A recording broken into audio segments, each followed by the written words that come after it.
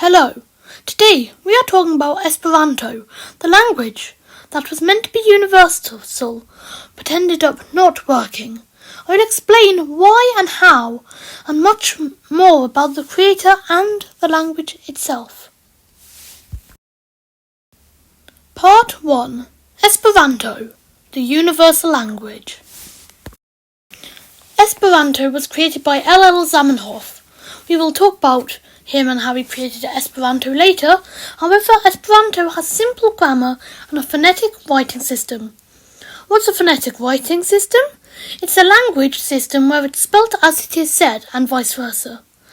Esperanto uses many languages, romantic languages like French and English, Germanic languages like German, and Slavic languages like Ukrainian and Russian.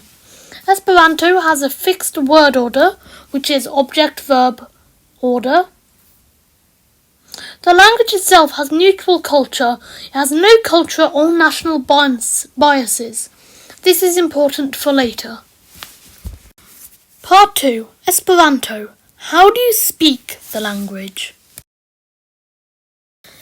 Esperanto is a phonetic system, so how would you say this?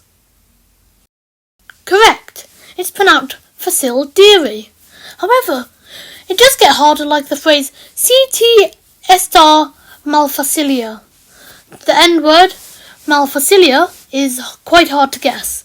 Esperanto esta bona lingvo is also hard. I'm honestly just winging these pronunciations, to be honest. And that's how you speak Esperanto. But who created it?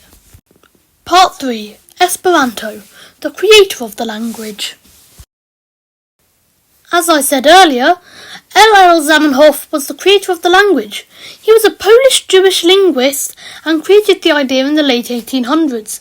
He created the idea based off his own hometown of Białystok, which spoke 4 languages: Polish, Russian, Yiddish and German. Later on in life, he published the first book in Esperanto called Unua Libro, under the pseudonym of Dr. Esperanto.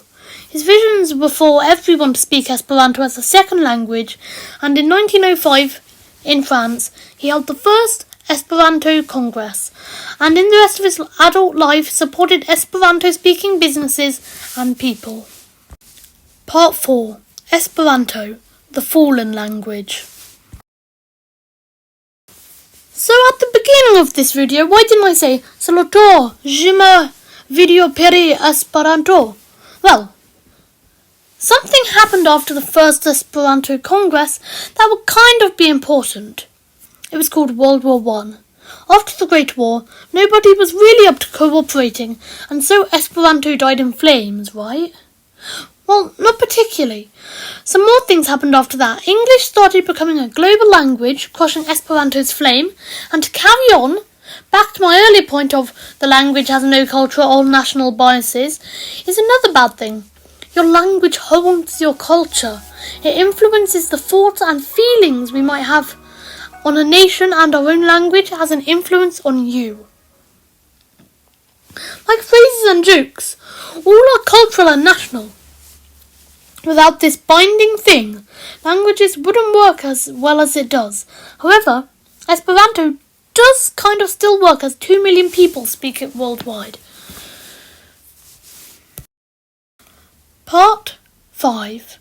Esperanto, the universal language. To recap this video, Esperanto was a creation of a man who wanted peace and unity, who made a simple-to-learn language with the dream for all to know it.